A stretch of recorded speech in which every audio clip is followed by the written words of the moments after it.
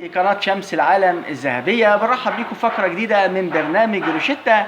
روشتتنا النهاردة بتتناول علاج صريح وآمن، شراب فعال للصغار والكبار، بيعالج السعال والكحة سواء كانت كحة جافة أو مصحوبة بملغب. النهاردة معانا سونيك شراب. سونيك شراب بيحتوي على مستخلص الأوراق الجافة لنبات الإبلاب.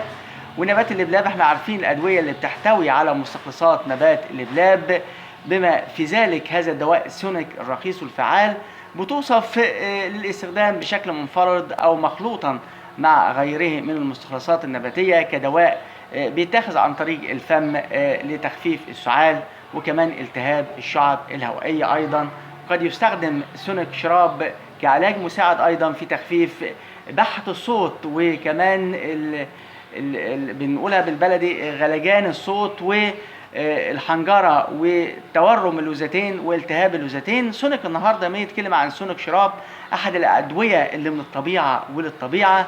بتشير بعض الأبحاث أن تناول مستخلصات نبات اللبلاب مثل شراب سونيك أو غيره عن طريق الفم جنبا إلى جنب مع غيره من الأعشاب المختلفة بيحسن من أعراض التهاب الشعب الهوائية زي السعال والبلغم لدى الكبار والأطفال والمراهقين كمان.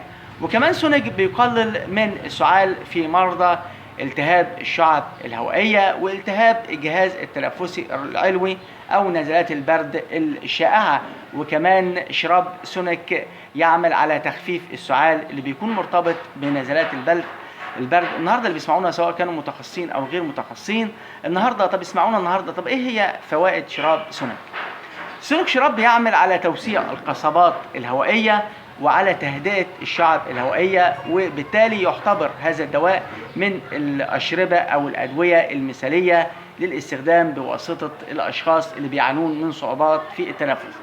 كمان بيستخدم في تخفيف السعال الجاف اللي بيكون مستمر وبيعاني منه الأطفال والكبار، حيث يعمل هذا الدواء سونيك على ترطيب الشعب الهوائية، بيعمل ترطيب لقصبة الشعب الهوائية والشعب الهوائية، وبالتالي بيساعد على تهدئة الجهاز التنفسي الجاف والمتهيج.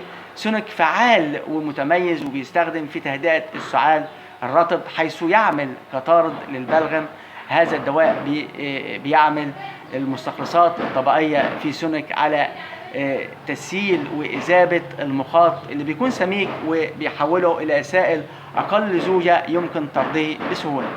كمان من الخواص المضادة للالتهاب النهاردة عندنا يعني سونيك من العلاجات اللي بتعالج الالتهابات ومضاد للالتهابات لأنه مستخلص من الطبيعة، وموجود في سونيك الحاجات والمستخلص الطبيعة بيساعد على الحد من التهاب الشعب الهوائية.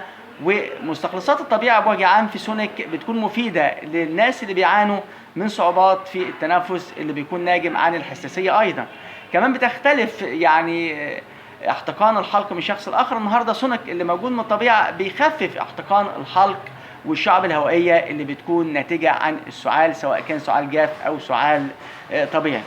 كمان سونيك بيعمل على تهدئة التهاب الحلق والشعب الهوائية نتيجة استنشاق الدخان أو الغبار.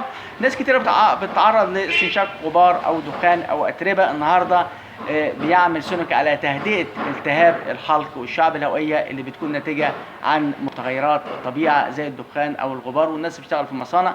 كمان بيقوي ويحسن وظائف الرئة. النهاردة سونيك بيقوي ويحفز وظائف الرئة وبيدعم الغشاء المقاتل للجهاز التنفسي والممرات التنفسية والممرات الهوائية، بما يساهم في تحسين حالة وظائف الجهاز التنفسي ويدعم الدورة الدموية في الجهاز التنفسي، بذلك بيساهم بصورة إيجابية في تحسين صحة الجهاز التنفسي وتقوية مناعته.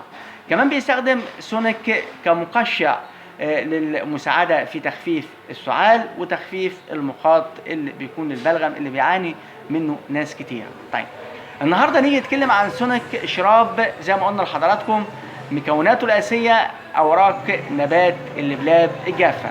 وأوراق نبات اللبلاب الجافة بتكون مهمة جدا، وهو منتج طبيعي عشبي بيستخدم كمذيب وطارد للبلغم في حالات السعال الإنتاجي أو السعال الرطب.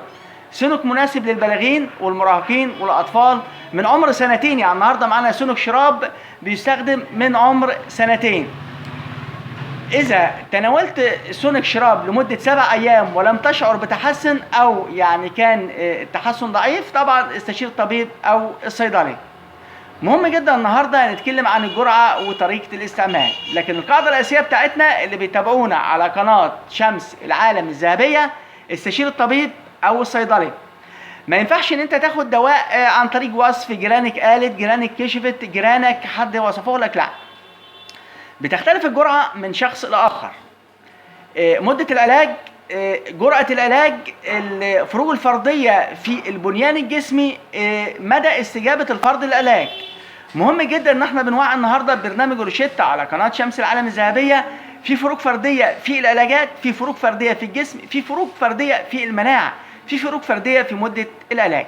النهارده مهم جدا لو جيت اتكلم عن جرعه سونك شراب، التزم بالجرعات المقرره لك من قبل الطبيب او الصيدلي او تلك اللي موجوده في النشره. مهم جدا نشره داخليه في كل دواء، ما ينفعش اي دواء من غير نشره داخليه.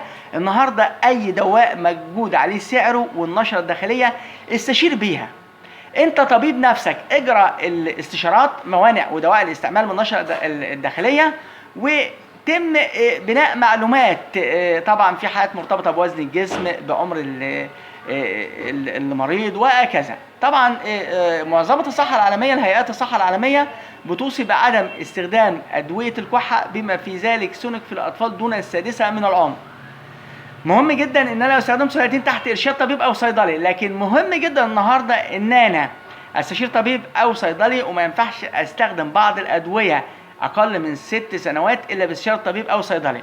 الجرعه للاطفال اقل من سنه طبعا مهمه للطبيب او الصيدلي، من سنه ل5 سنوات ممكن ربع ملي، لكن مهم جدا استشاره الطبيب او الصيدلي.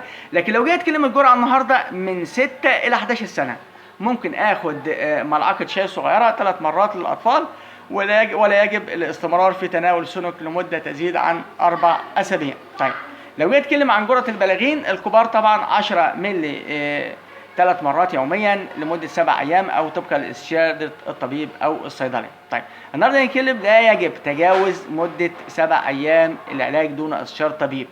من المستحسن مواصلة تناول سونك لمدة من يومين إلى 3 أيام بعد اختفاء الأعراض. مش معنى كده إن أنا خفيت، لا، ده بعد ما يختفي الأعراض مهم جدا أتناوله تاني عشان أمنع يعني الأعراض بالمرة. من غير المستحسن تناول سونك لمدة تزيد عن 4 أسابيع، ما ينفعش جدا. طب في تعزيرات، لا يجب استعمال سونك إذا كان لديك أي حساسية من مكونات هذا الدواء.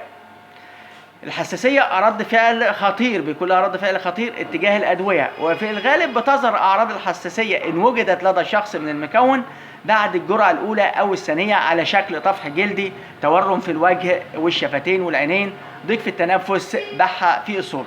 مهم جدا استشير الطبيب قبل اعطاء سونك للاطفال اقل من سنه او سنتين او 3. لا تتجاوز الجرعه الموصي بها يوميا، ما ينفعش اديله مرتين 3 4، لا، اللي بيقول لك عليها الطبيب.